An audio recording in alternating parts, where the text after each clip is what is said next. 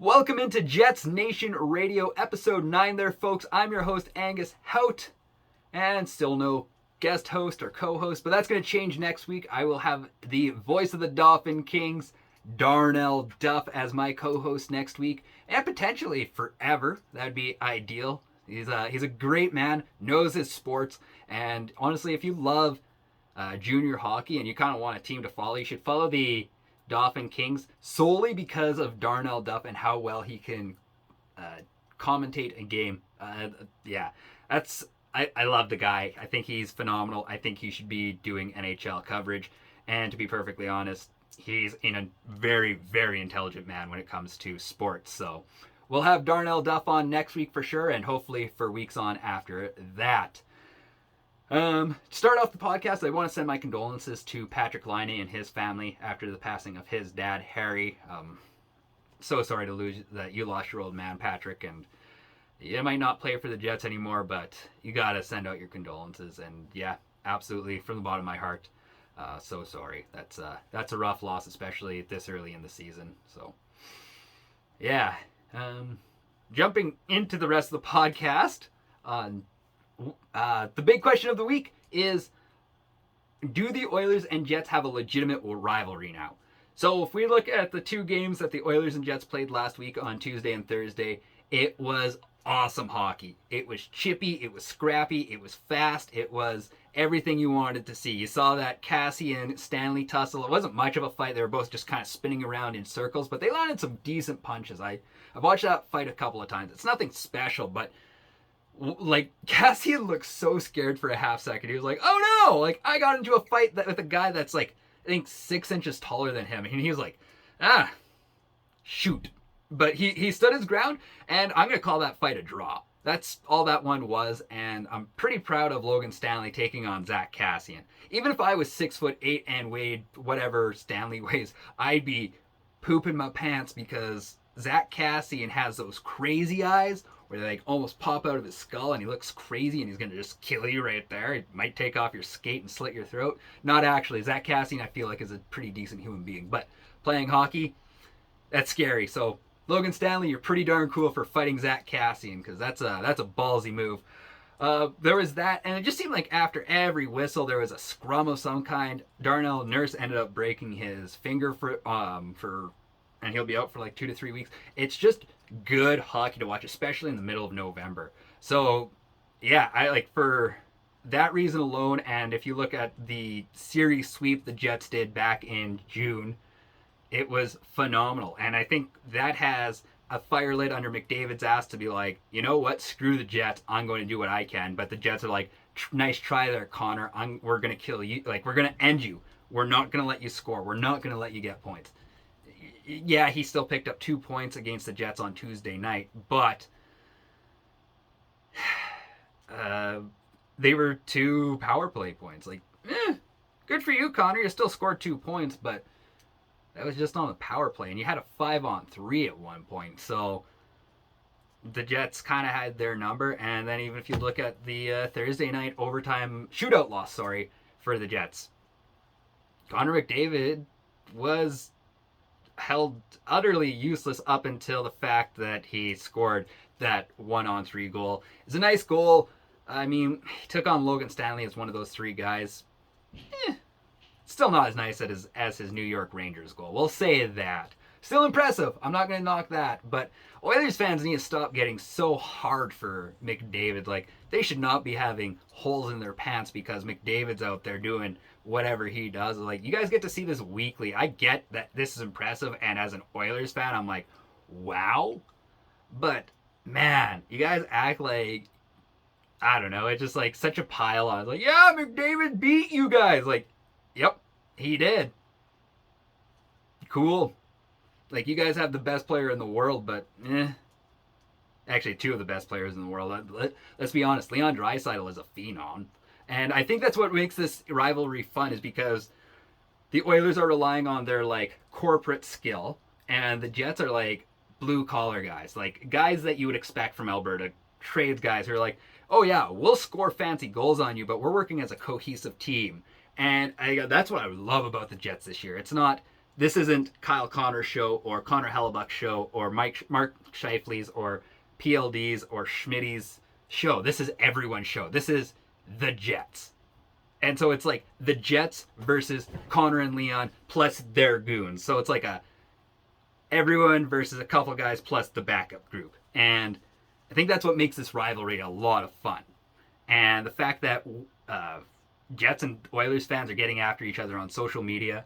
I saw so many of you guys just going on about McDavid being a dirty player, this and that. I'm like, yeah, he's not that dirty of a player. He's a bit of a crybaby, but he's not a dirty player. In fact, I would say Connor McDavid is probably one of the least dirty players in the NHL. Bit of a crybaby, not dirty. And yeah, the Oilers did try to sell a couple of penalties there last week as well, which is really frustrating because I've never seen that with the Oilers where they try to pull that nonsense on anyone else but the Jets. So it's like a little bit of a deep, like Connor McDavid hates the Jets. You know that, and I love to see that because if you have hatred, you have beef, you sell more, and that's genuinely what I think we're going for here. Back to the social media. The reason why I'm so fired up about Oilers Nation and this rivalry that's kind of kicking off, it's starting to get toasty. But the Oilers Nation being like, Winnipeg doesn't have an airport. Well, Edmonton, I worked in the oil fields, and I don't ever remember anyone drilling in the city limits of Edmonton for any oil. There's refineries in your city, but they're on the outskirts and mostly in Sherwood Park. And it's like, settle down there, Edmonton Oilers. There's no oil in your city. You should be called the Edmonton refineries.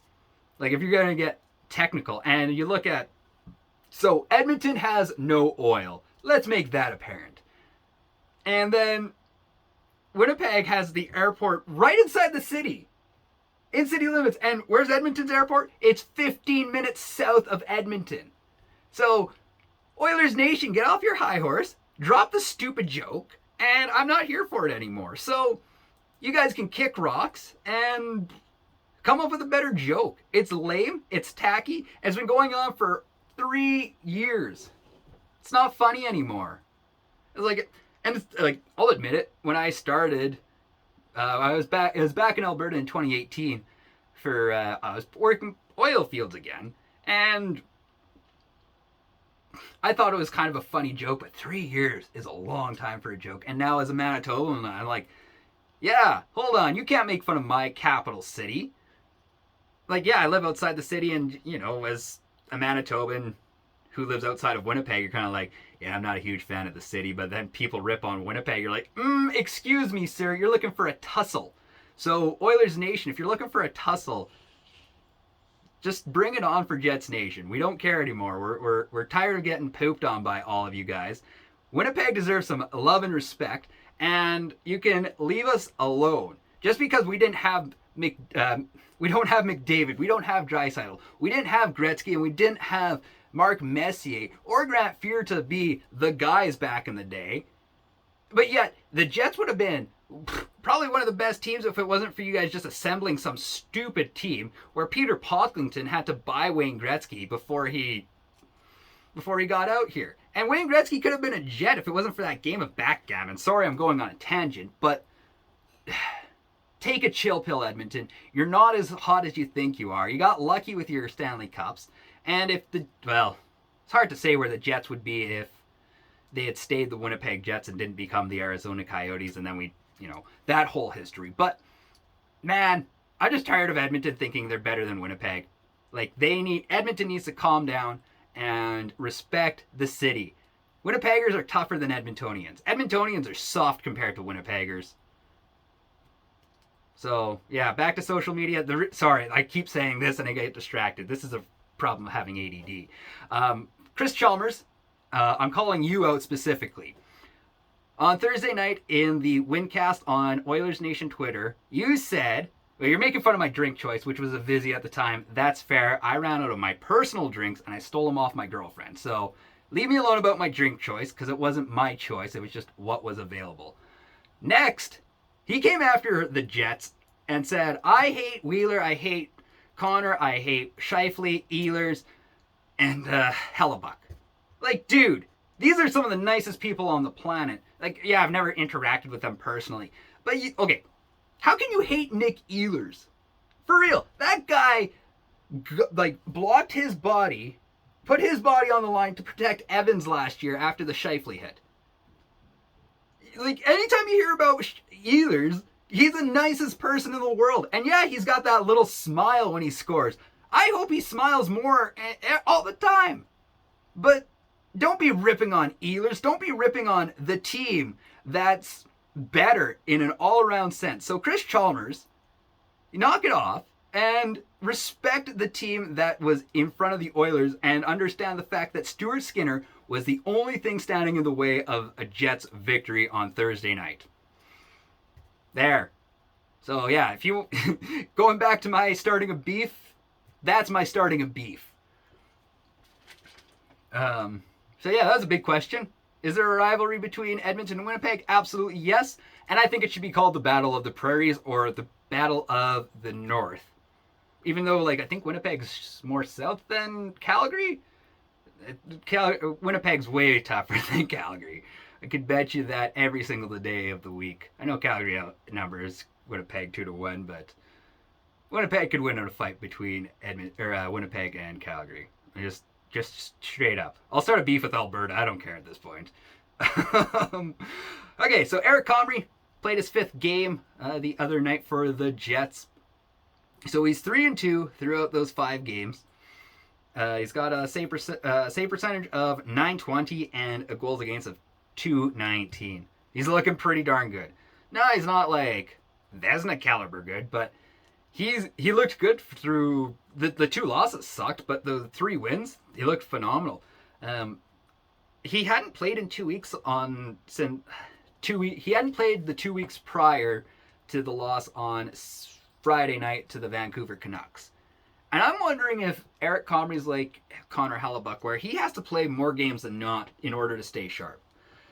So, if that's the case, and like that guy ends up starting, let's just say something happens to Hellebuck, and the Jets have to run with Comrie for 20 games, or 18 of 20 games, and they let Burden play 2.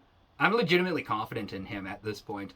And I know at the start of the season, when I had very little information, I still have very little information in front of me about Comrie, but he's looked good.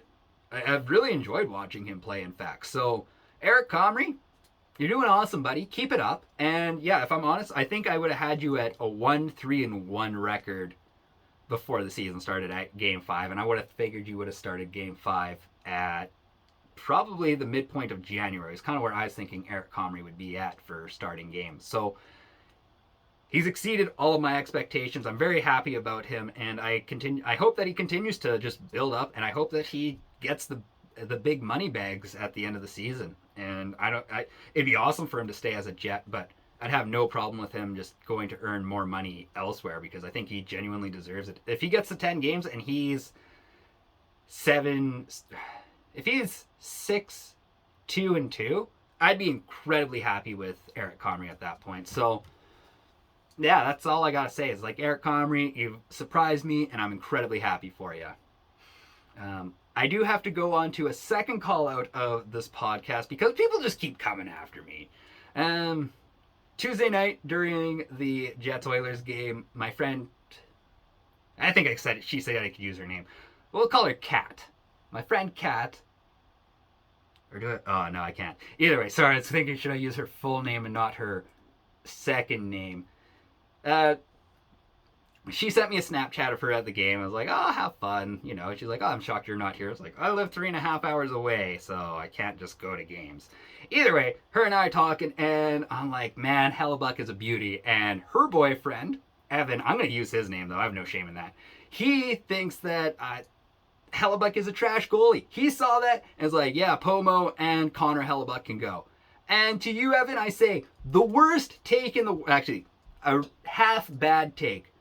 Paul Maurice, you haven't won anything yet. You've been in the league forever, and it's getting a little worrisome. Also, the power play or penalty kill sucks. Pomo, yeah, I don't think he should be in the NHL, or at least with the Jets anymore. He could go coach Buffalo for all I care. um, Pomo can go, but Connor Hellebuck is literally was the reason why the Jets made it to the playoffs last year. He's gonna steal more games for the Jets, and genuinely, I hope he steals a bunch of games in the playoffs for the Jets, and they get all the way to the finals and maybe win. Just don't want to. Yeah, like that's all I want, and I genuinely think Hellebuck could be that guy. So Evan, with your bad take on Connor Hellebuck, boo. That's all I can say because I don't want to get into nasty words and stuff. So Evan, 0 out of I'll give you like a 3 out of 10 on your take. Pomo can go, but Connor Hellebuck is a legend and should have his his number in the rafters after he's done with hockey. There's my take for you. Going on to, well, I gotta talk about Kyle Connor. The fact that guy's in like a still top 5 scoring in the NHL, and Puck Empire doesn't have him in the top 5 for Hart. You're telling me Kyle Connor isn't good enough to be in the top 5 for Hart? Do I think Kyle Connor should win Hart? No, I don't think so. He could be a top 3 guy for sure. Well, top 5 for sure. Probably put him number 4 or 5 if I'm honest, because like I know that was McDavid. I think it was Draisaitl, McDavid, Ovechkin, Terry, and I can't remember who the 5th guy was on their people to be winning Hart. And it's like, where is Kyle Connor? Why does the NHL not talk about Kyle Connor? He's an American player that's exceptional at what he does, and nobody's giving him enough love because he lives in Winnipeg. Just give Winnipeg some love, damn it, TSN, Sportsnet, ESPN. I shouldn't be, one of 3 people talking about how great Kyle Connor is. He's stupid good, and I'm just annoyed at everyone for ignoring him and ignoring how great he can be. So, yeah, there's my little tangent. Let's give more love to Kyle Connor and get Kyle Connor an award that he legitimately deserves. Because I'm just tired of not hearing about Kyle Connor.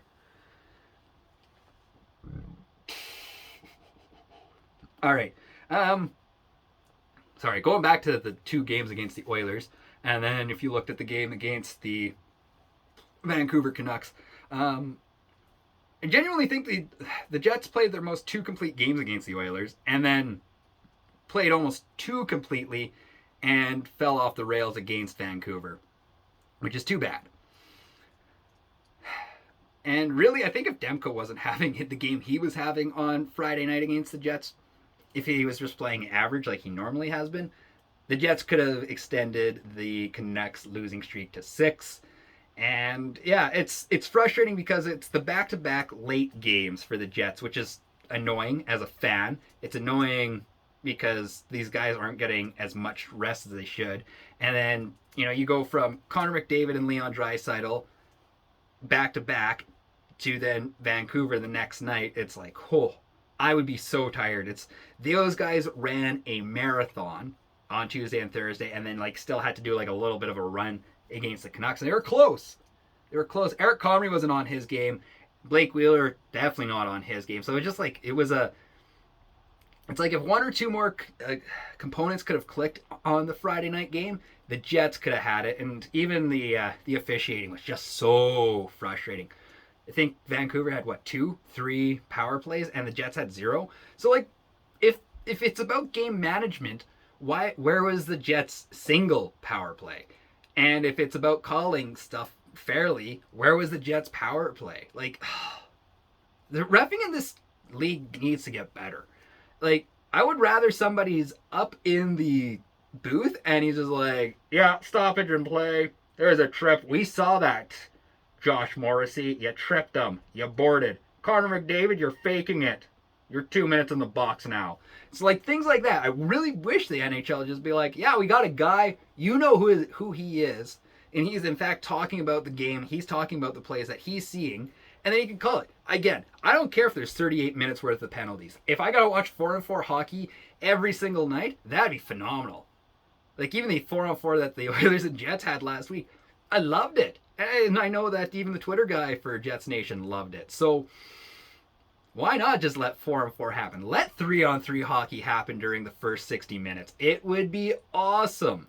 Like, I want to see the game called fairly, not game managed. It's ridiculous. So, Gary Bettman, if you're listening to this, get your referees together, get them to play the game well, or just change the system altogether. They should have a guy up top making those calls, but they should also have the guys down on the ice making sure, like, nothing serious breaks out. It's like finding this fine line. That's all I can ask for, is finding this line that they need to. So maybe have a couple of goons, either call the goals on the ice or not, and break up fights when they need to. But you got to call things better, because I'm tired of the NHL missing stuff. All right, the 4 games coming up this week for the Jets. So I'm going to say the Jets go 2-1-1. I think they're going to beat the Pittsburgh Penguins tonight. I actually have that written up already at jetsnation.ca. If you haven't checked out my articles there, definitely go check those out. And so win tonight. Blue Jackets, I think the Jets are going to get like an overtime win. I think the Jackets just want to be like, yeah, we got you. But I'm also going to say Pierre-Luc Dubois picks up 3 points against the Jackets. That's my bold prediction for that game.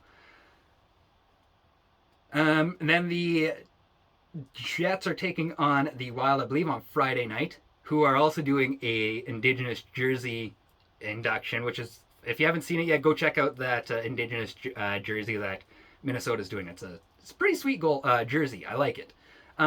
Going back, I think that's going to be a 1-goal difference game.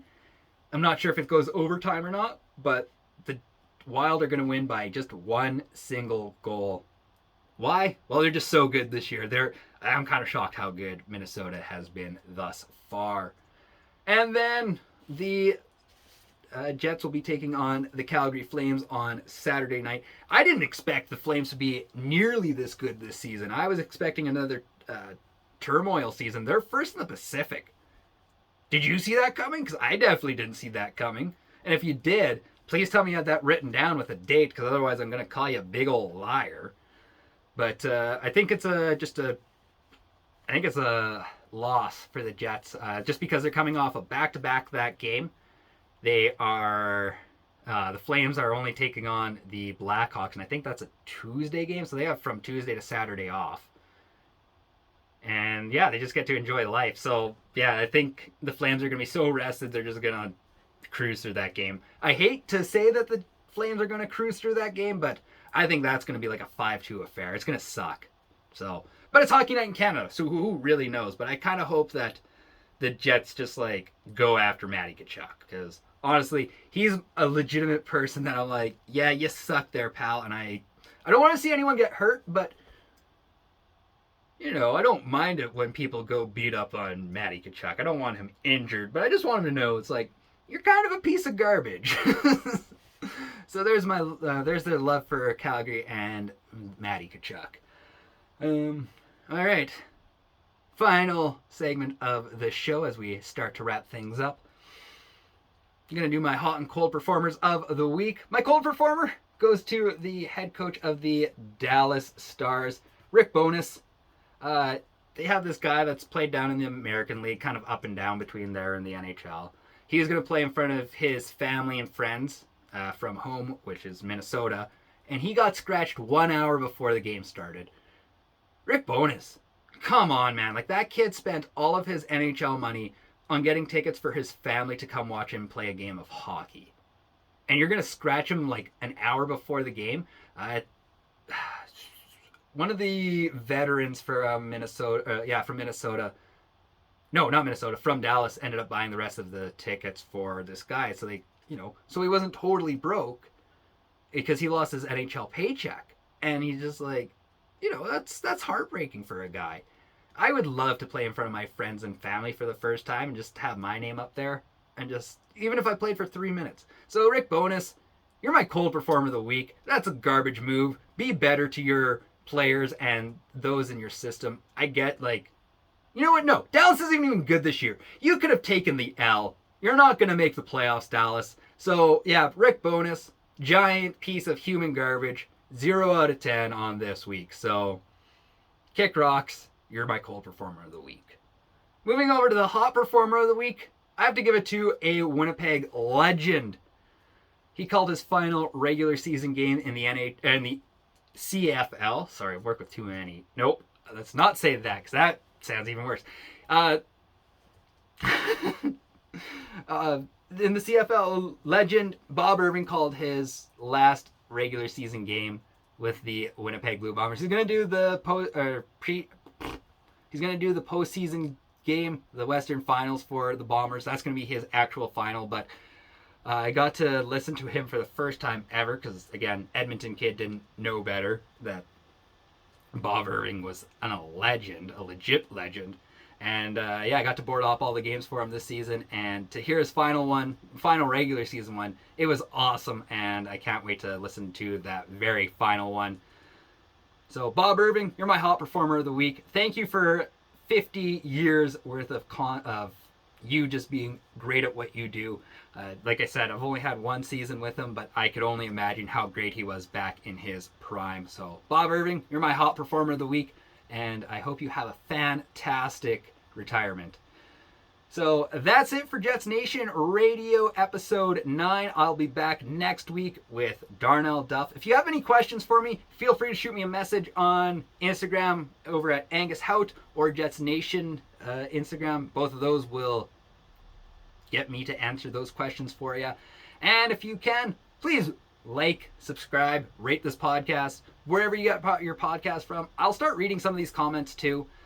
Just want to know what you think, and suggest this podcast to your friends, your family, maybe that old person down the street who you think might like the Jets. Hopefully they enjoy this podcast as well.